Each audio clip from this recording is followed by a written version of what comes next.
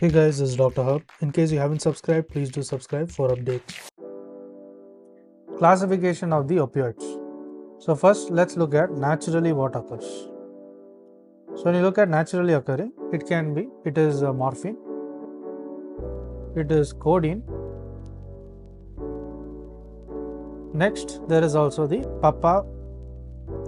papaver, as well as thebaine.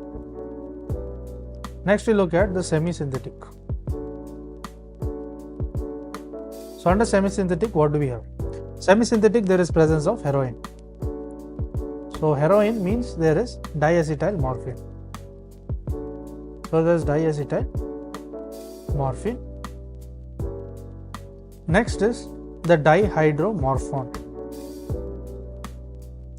Dihydromorphone or the morphine non. Next is the thebaine derivatives. There is thebaine derivatives. This includes the etorphine as well as the buprenorphine.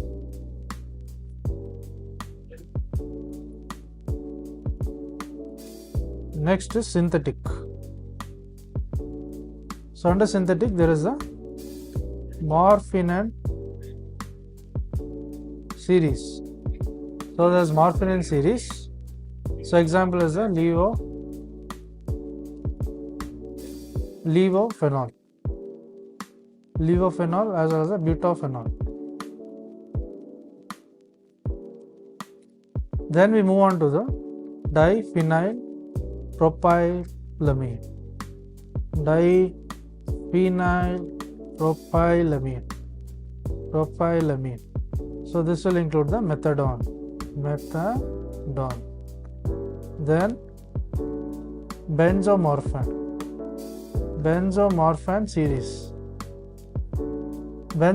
series. There is pentazocine. Next is phenylephrine. Not phenylephrine, it is phenylpiperidine series. So the previous one was benzomorphan. So let's write it clearly,